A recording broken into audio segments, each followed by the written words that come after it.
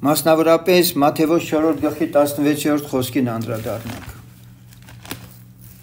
Մատթեոս 4:16 որ կատարվի Եսայի մարգարեի ձեռով ասվածը, որ ասում է. Զաբողոնի երկիրը եւ Նեփթաղեմի երկիրը, ծովի ճանապարհը, Հորդանանի այն կողմը, հեթանոսների Գալիլեան, ժողովուրդ, որ խավարի մեջ նստած էր, մեծ լույս տեսավ, եւ նրանց, որ մահի երկրումը եւ ստվերումը նստած էին, լույս սաքեց նրանց։ Այն ժամանակից Հիսուսն սկսեց քարոզել եւ ասել. ապաշխարեցեք, որովհետեւ մոտեցել է երկնքի թագավորությունը։ Եվ նույն ձևով, նույն Հովանու ավետարանի ես ընդամենը համարները կասեմ, դուք ձեր մոտ նշեք, դրանք կարդացեք, դրանք շատ օգտակար կլինեն։ Նրանով էր կյանքը, Հովանու ավետարան 1-րդ խոսքից։ Նրանով էր կյանքը եւ կյանքը մարդկանց լույս էր եւ լույսը խավարումը լույս է տալիս։ Ետ գնանք նորից սա լսենք։ Եվ խավարը չիմացավ նրան։ 3-րդ գլխի 19-րդ խոսքում կարդում ենք.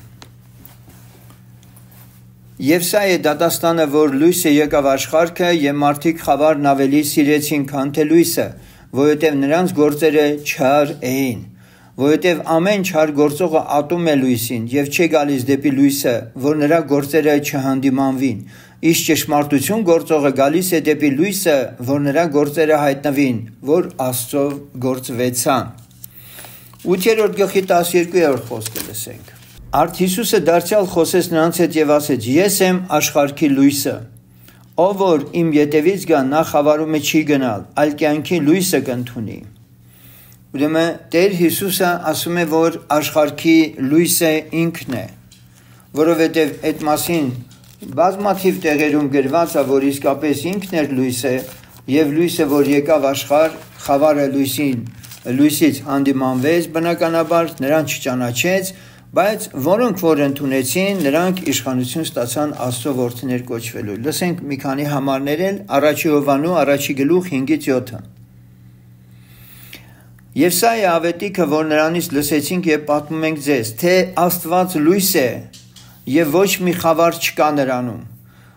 Իմիջիալոց, երբ որ մենք ասում ենք լույս է, դուք միշտ հիշեք, սա այն լույսը չի էլի, որ արև կամ ցերեկ, որ հիմա լույս ու խավար, ցերեկ, գիշեր, այդպես ենք հասկանում։ Այդ լույսը եկեք չշփոթենք ընդհանրապես ֆիզիոլոգիական այն ընկալման հետ, որ այսօր գոյություն ունի, կամ բնության մեջ որ գոյություն ունի։ Մենք դրա հետ չխառնենք։ Եվ ոչ մի խավար չկա, բայց անշուշտ Աստված լույս է, անմերձենալի լույսի մեջ, եւ ինքը միաժամանակ ցերեկն ու գիշերը ինքն է ստեղծել։ Ցերեկ ու գիշեր չեն դադարում իրար փոխանցել, եւ մենք սրանք չենք խառնում, եւ ոչ մի խավար չկա նրանում։ Եթե ասենք թե հաղորդություն ունենք նրա հետ, եւ խավարի մեջ մանգանք, սուտ ենք ասում, եւ ճշմարտությունը չենք անում։ Ինչպես նկատում եք այստեղ խավարի եւ լույսի հետ կապված հարցում, առաքյալը բացահայտում է հետաքրքիր ճշմարտություն։ Եվ այստեղ գրված է, եթե ասենք թե հաղորդություն ունենք նրա հետ, ում հետ, Աստծո հետ, եւ խավարի մեջ մանգանք, սուտ ենք ասում, եւ ճշմարտությունը չենք անում։ Այսպիսով, այստեղ խավար արտահայտությունը մենք հասկանում ենք Աստծո բոլոր այն հատկանիշները, որ Աստված ուզում է մեր մեջ փոխանցել, եթե մենք ասում ենք հաղորդություն ունենք նրա հետ, բայց այդ հատկանիշները չունենք, սուտ ենք ասում եւ սրանից դուրս եղած մարմնի, շնչի եղած կյանքի բոլոր ընթացքը համարում է մարդուն խավարի մեջ։ Բայց եթե լույսի մեջ մանգանք, ինչպես նա է լույսի մեջ, հաղորդություն ունենք իրար հետ, ահա, ուրեմն ես պետքա տեղափոխված լինեմ Աստծո դաշտը լույսի մեջ, որպեսզի իրական իր հետ հաղորդ լինեմ։ Հաղորդություն ունենք իրար հետ եւ նրա որդի Հիսուս Քրիստոսի արյունը մեզ սրբում է ամեն մեղքից։ Հաղորդություն ունենք իրար հետ, սա նշանակում է, որ մեզանից յուրաքանչյուրը նախ պետք է Աստծո հետ հաղորդակցության ապացույց ունենա եւ այդ ապացույցը այդ լույսի մեջ գնալն է։ Որովհետեւ 7-րդ խոսքից արդեն բացահայտվում է,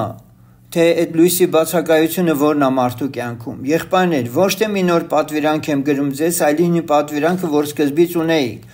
Եվ հին պատվիրանքն այն խոսքն է, որ լսեցիք սկզբիցը։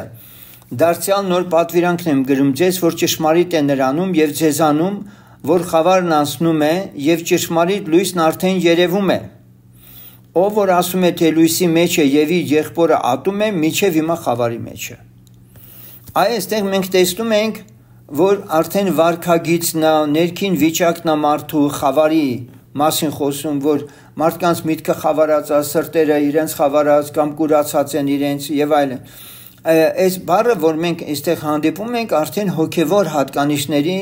վատ հատկանիշների իհարկե վիճակի մասին է նկարագրում։ Հիմա ով որ ասում է լույսի մեջ է եւ իր եղբայրը ատում է, միջև հիմա խավարի մեջ է։ Այսպիսով լույսի մեջ լինել նշանակում է սիրո մեջ լինել։ Ուրեմն սա էլ ընկալեցինք միանշանակորեն, որ մենք որ ուզում ենք իսկապես Աստծո լույսը լինել, ինչպես Տեր Հիսուսը նաև լույս լինելով մեզ է լույս դրել, ինչպես շատ համարներում մենք կարդում ենք այդ մասին։ Գործք Առաքելոս 13:47-ը լսենք։ Գործք Առաքելոս 13:47 Որովհետև Տերն այսպես պատվիրեց մեզ, թե քեզ հեթանոսների լույս դրի, որ դու փրկություն լինես մինչև երկրի ծայրերը։ Ուրեմն Առաքյալը ինքը ասում է շատ հետաքրքիր միտք, որ Տերը այդպիսի խոսք է ասել իր աշակերտներին։ Տերն այսպես պատվիրեց մեզ, թե քեզ հեթանոսների լույս դրի, որ դու փրկություն լինես մինչև երկրի ծայրերը։ Հեթանոսները լսելով ուրախանում էին։ Ուրեմն ինչ է ստացվում։ Ստացվում է, որ աշակերտները Քրիստոսի փրկություն են լինում մարդկանց համար։ Ինչպես են փրկություն լինում։ Լույս լինելով։ Եթե իրենք լույս չլինեն, իրենք չեն կարող մարդկանց դեպի Աստված, այդպես ասած, բերելու այդ գործը կատարել։ Բայց քանի որ իրենք լույս են եւ Տերն է այդպես դրել, հիմա մեզանից ակնկալիք ունի։ Դուք պատկերացրեք, դեռ մարդիկ կռիվ են տալիս իրանց մեղքեր չգործելու եւ այլի մասին։ Բայց կա մի հաղթական վիճակ, որ մարդն արդեն մեղքի այդ կռիվ չի տալիս, այլ ջանք անում այդ լույսը լինի, որպեսզի շատերը փրկվեն, որովհետև Աստված է դրել իրան այդ գործի մեջ։ Մատթեոս 5:14-ում կարդում ենք. Դուք աշխարհի լույսն եք, մի քաղաք, որ կենում է սարի վրա, կարող չէ թաքչվել, եւ ճրագը չեն վառել եւ դնել գրվանի տակ, այլ ճրագակալի վրա, եւ նա լույս կտա ամենին, որ տան մեջ են։ Այսպես լուսավորե ձեր լույսը մարդկանց առաջին, որ ձեր բարի գործերը տեսնեն եւ փառավորեն ձեր հորը, որ երկնքումն է։ Խոսքեր շատ մի ասա։ Այսօր մարդիկ խոսքեր խոսելով մտածում են ծառայություն են անում։ Քո ծառայությունը Աստծուն հիմնականում այս լույսի վիճակի մեջ գտնվելն է։ Տերը պարզ ասում, որ դուք երկրի աղն եք։ Նաև ներքևում ինքն ասում է դուք աշխարհի լույսն եք, բայց չէ որ կարդացինք, որ աշխարհի լույսը Հիսուսն էր։ Բայց լույսից ծնվածը լույս պիտի լինի։ Դուք աշխարհի լույսն եք, մի քաղաք, որ կենում է սարի վրա, կարող չէ թաքչվել, եւ ճրագը չեն վառել եւ դնել գրվանի տակ, այլ ճրագակալի վրա, եւ նա լույս կտա ամենին, որ տան մեջ են։ Այսպես լուսավորե ձեր լույսը մարդկանց առաջին, որ ձեր բարի գործերը տեսնեն եւ փառավորեն ձեր հորը, որ երկնքումն է։ Նույնպես առաջի Թեսաղոնիկեցիս 5:5-ը լսենք։ Առաջի Թեսաղոնիկեցիս 5:5 Դուք ամենդ լույսի որդիկ եք եւ ցերեկի որդիկ, գիշերինը չեք եւ ոչ խավարինը։ Ուրեմն ինչ է նշանակում, որ ես պետք է ամեն ժամանակ արթուն լինեմ։ Դուք ամենդ լույսի որդիկ եք եւ ցերեկի որդիկ, գիշերինը չեք եւ ոչ խավարինը։ Արդյոք իմ վարքագծով, իմ կյանքով երևում է, որ իսկապես իմ ներկայությամբ, ինչպես գրված է, խավարը լույսից պիտի հանդիմանվի։ Պիտի հանդիմանվի։ Այսինքն մարդիկ պիտի իմանան, որ մենք իրանց նման չենք։ Ոչ թե որ մենք ենք մեր սարքում այդպիսին, մենք այդպիսին ծնվել ենք։ Վերստին մեր ծնված էակը ինքն այդպիսին է, նա ուրիշ կերպ չի կարող ապրել։ Նույնպես Փիլիպպեցիս 2:15-ում կարդում ենք. որ լինի կամբից եւ անարատ որդիկ Աստծո առանց մեղադրանքի, այն կամակոր եւ ծրած ազգի մեջ, որոնց միջումը երևիկ ինչպես լույս տվողներ աշխարհի մեջ։ Ուրեմն այն կամակոր եւ ծռած ազգի մեջ, որոնց միջումը երևիկ, ինչպես լույս տվողներ աշխարհի մեջ։ Աստված մեզ ճրակների պես էս խավար աշխարհի ժողովուրդների մեջ ա ուղարկել։ Եվ պետք է մենք այդ դերը, այդ լույսը լինենք։ Եթե մենք չեղանք, ուրեմն պատկերացրեք, որ նորից եմ կրկնում, բավարարվել միայն սրանով, որ աղոթեցի Տերը տվեց, ես արդեն Աստծո զավակ եմ, փրկված եմ, սա բավարար չի, Աստված մեզանից ուզում է այս ամենը տեսնել։ Հովանու ավետարանի 12:35-ն էլ լսենք։ Հիսուսն էլ ասեց նրանց. «Մի քիչ ժամանակ դեռ լույսը ձեզ հետ է։ Գնացեք, քանի որ լույսը ունիք, որ խավարը ձեզ չհասնե, եւ խավարումը գնացողը չգիտե, թե ուր է գնում։ Քանի որ լույսն ունիք, հավատացեք լույսին, որ լույսի որդիք լինեք»։ Հիսուսը այս բանը խոսեց եւ գնաց թաքցվեցավ նրանցից։ Իհարկե դա իր ժամանակի մասին խոսում էր եւ սա շատ հրաշալի էր, երբ որ մարդիկ միշտ կարող էին Հիսուսի կողքը լինել, շրջել նրա հետ, նրանից լսել, մի տեսակ երաշխավորված էր նրանց լույս լինելը կարծես։ Եվ Տերն ասում էր, որ ինքը երկար չի մնա երկրի վրա, ինքը գնալու է։ Եվ հիմա արդեն շուրջ 2000 տարի ընդամենը մեր արժև ունենք մենք իր խոսքը եւ իր Սուրբ Հոգին մեր մեջ։ Ֆիզիկապես Տեր Հիսուսը մեր մեջ չի շրջում։ Մենք նրան չենք շոշափում։ Մենք նրանից շատ հաճախ չենք մոտենում խորհուրդներ հարցնում, բայց նա թողել է իր կամքը, թողել է իր խոսքը։ Եվ Աստծո խոսքն էլ ճրակային ոտքերից գրված է Սաղմոսի մեջ։ Եվ լույս իմ ճանապարհին։ Հետևաբար այն, որ իսկապես Աստված ինձ լույս է ուզում տեսնել եւ ճրակակալը միշտ յուղ պետք է ունենա, որպեսզի այդ լույսը անընդհատ վառվի եւ ոչ թե արկայծի, ինչպես կարծում ենք պլպլան պատրույգ, չէ, որը Տերը չի ուզում մարած տեսնի։ Աստված ուզում է, որպեսզի դու ավելի բոց կլտաս, քո ճշմարիտ հավատքի եռանդդ երբեք չպակասի։ 46-րդ խոսքի մեջ մենք Հովանու ավետարանի 12-րդ գլխի նորից կարդում ենք. «Ես լույս եկա աշխարհը, որ ամեն ինձ հավատացողը խավարի մեջ չմնա»։ Եվ այդ լույսի մասին, երբ որ ինքը խոսում է, բնականաբար այդ լույսը իր խոսքն է, որի մեջ մենք կենալով իրականում ոչ միայն այդ լույսի մեջ ենք կենում, այլ նաև այդ լույսը մեր անձերի մեջ կրում ենք։ Վերադառնալով Հովանու ավետարանի մեր սերտողության, ասենք սկիզբնահատվածին, այն որ մենք սերտում ենք, այնուամենայնիվ եկեք համարները ընթերցենք 9-րդ խոսքից։ Այն էր ճշմարիտ լույսը, որ ամեն մարդի լուսավորում է, որ գալիս է աշխարհը։ Սա շատ հետաքրքիր է։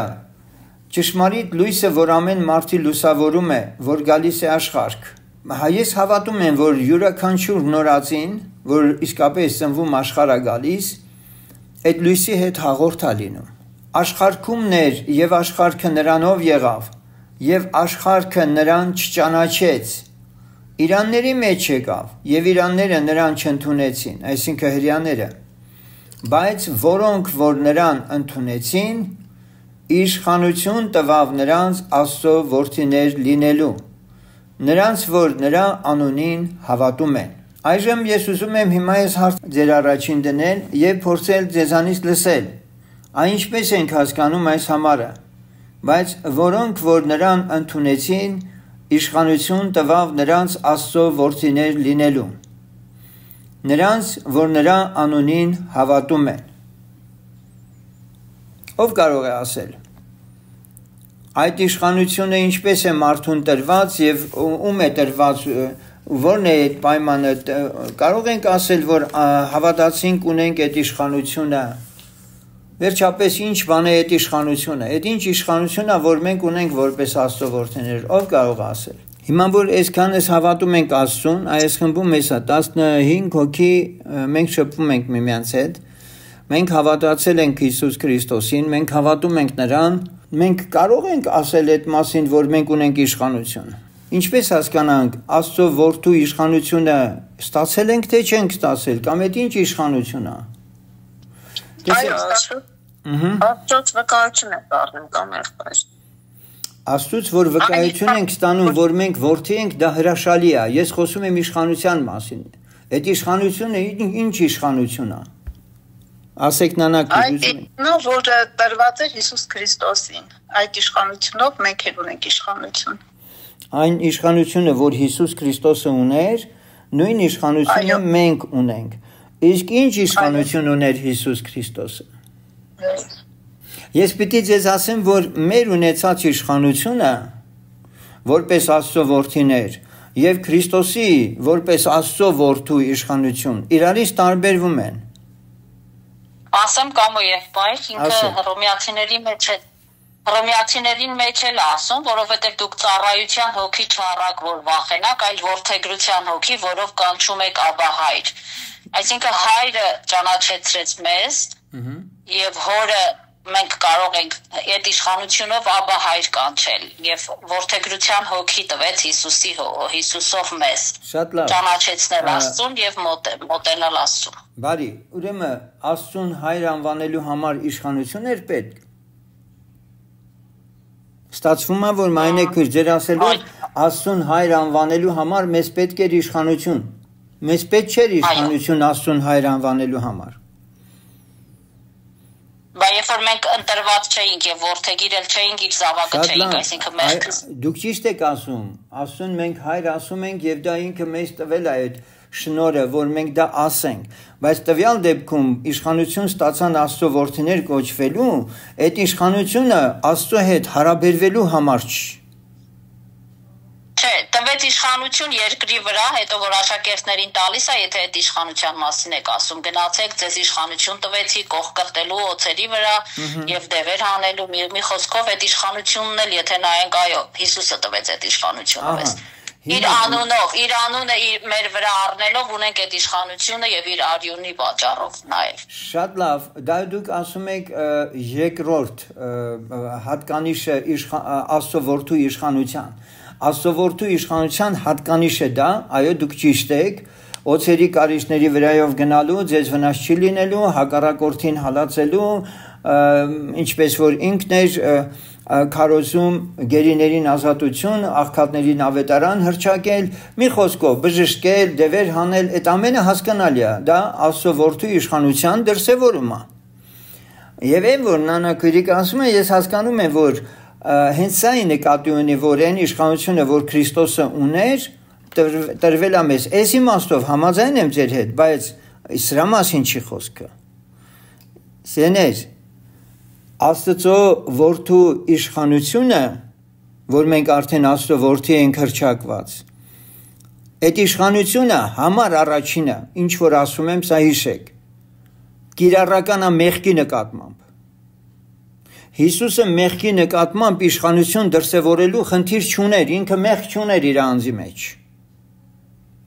Եվ եթե մենք սա չենք հասկանում, այն մնացածն արդեն վրիպում ենք։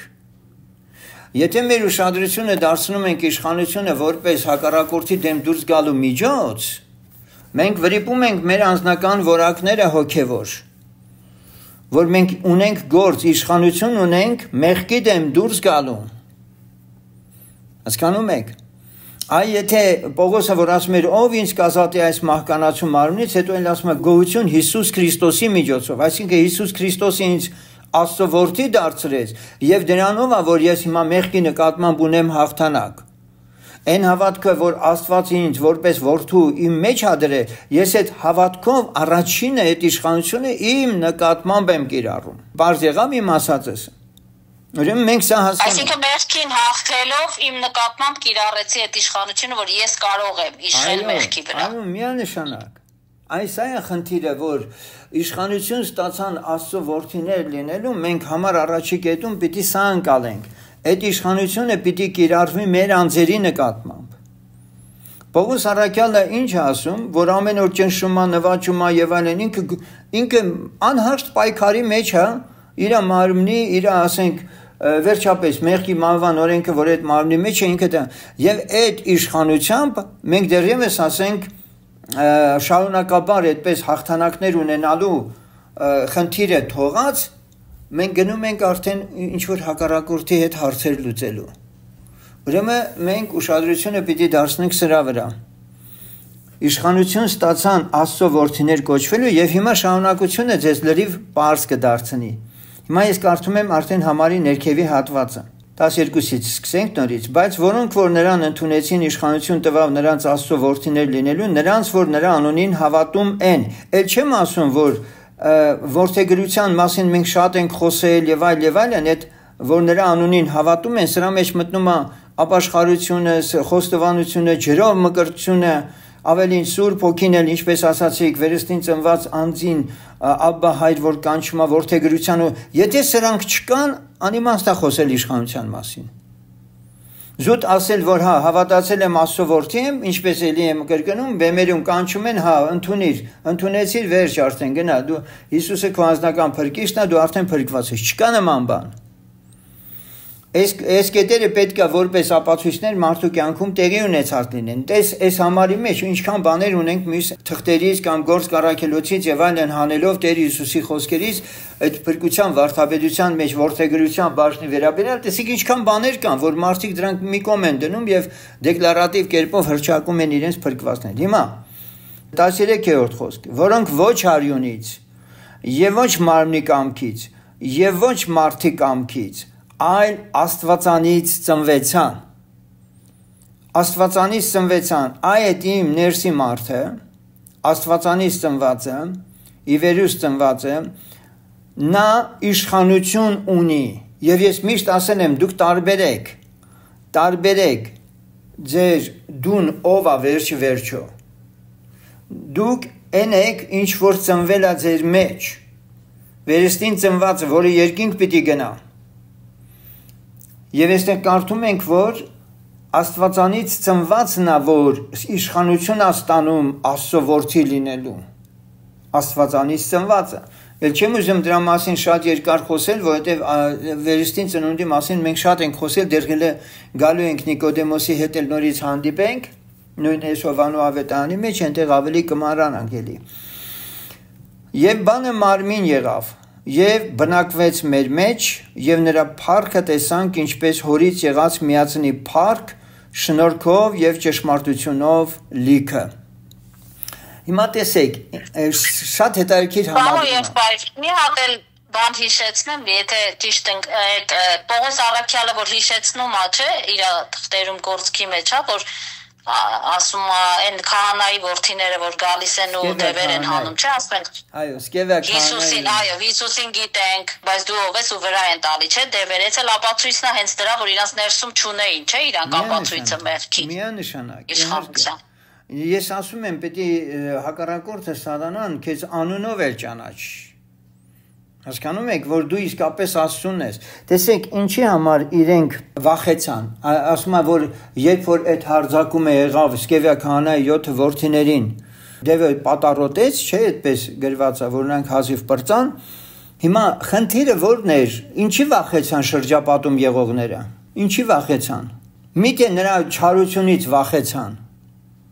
Չէ, որ տեսան իշխանություն ունի Պողոսը, այո։ Իսկապես աստվածային իշխանություն ունի, որ ճանաչում են դևերից։ Ես չեմ կարծում, թե դրանից վախեցան։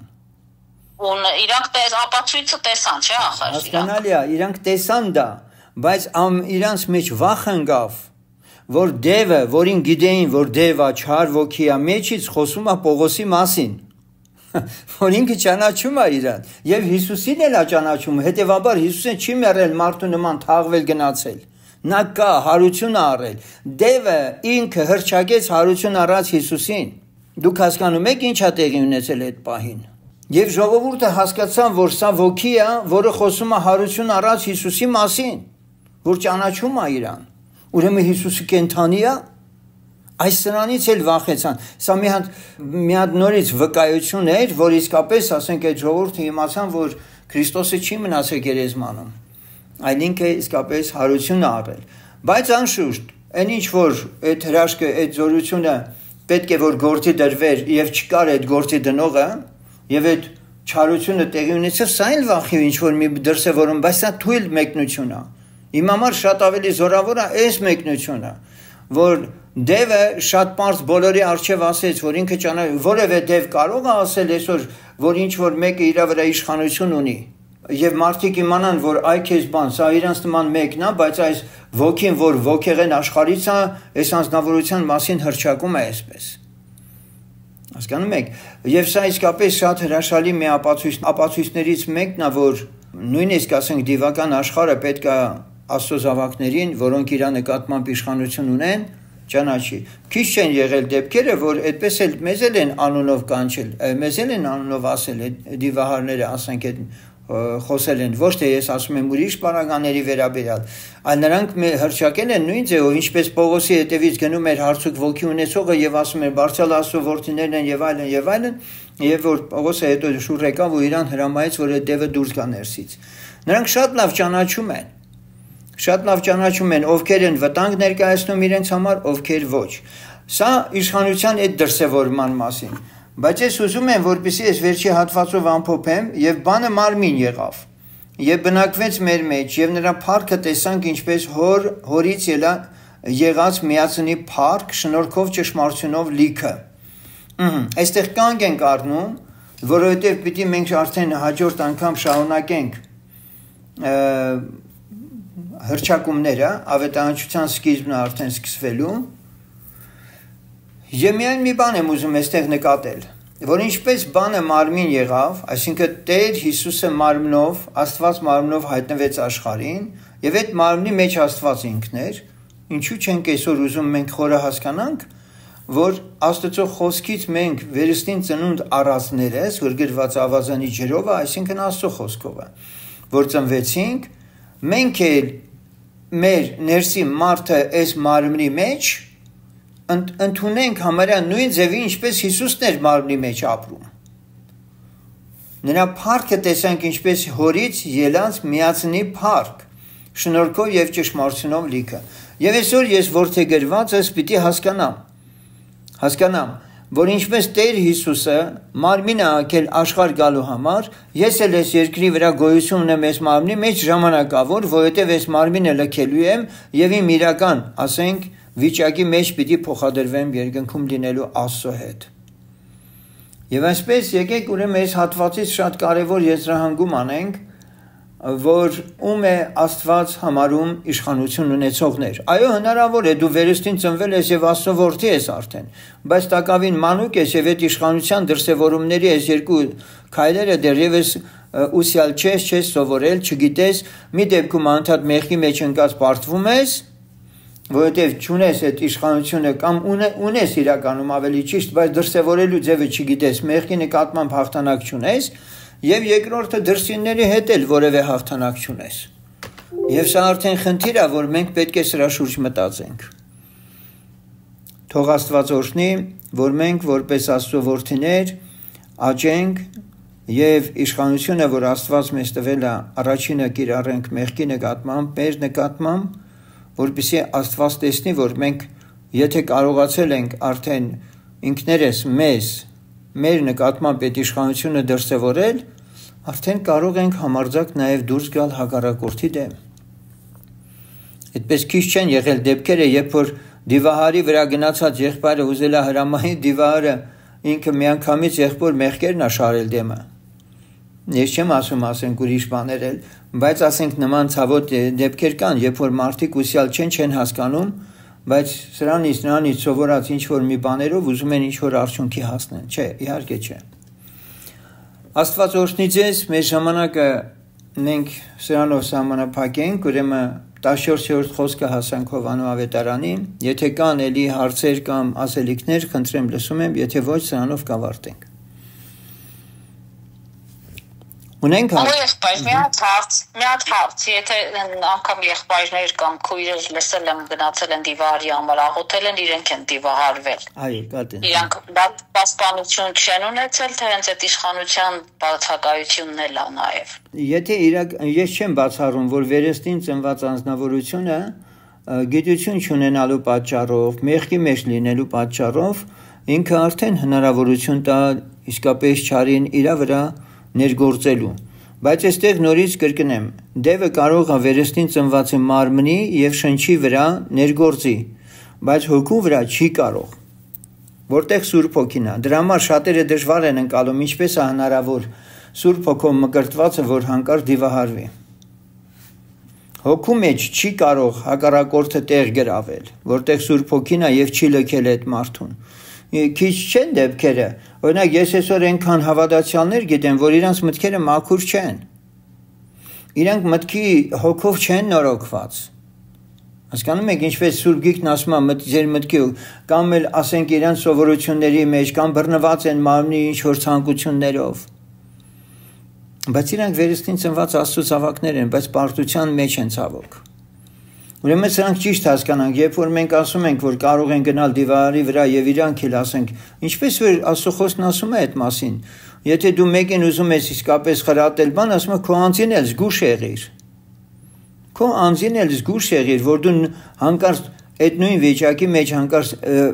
չընկնես։ Իսկ երբ կարող եմ ընկնել, երբ որ մեղքի մեջ մարդը իրան հրճակում է սուրբ եւ կատարյալ եւ ուզում է ինչ որ բան անի։ Այո, դա կա։ Ուրիշ Տերը օրհնի ձեզ, եկեք մի աղոթքով այսօրվա մեր հանդիպումը փակենք, Աստված թող օրհնի մեզանից ամեն մեկին աճենք Քրիստոսի մեջ, Աստծո որդու իշխանության ընկալման մեջ եւ առհասարակ Աստծո որդու մեր կարգավիճակը Սուրբ Գրքով շատ խորը հասկանանք։ Գիտեք, սեներ, մենք դեռ շատ քիչ բան գիտենք, թե իսկապես ինչ է կատարվել մեզանում։ Ինչ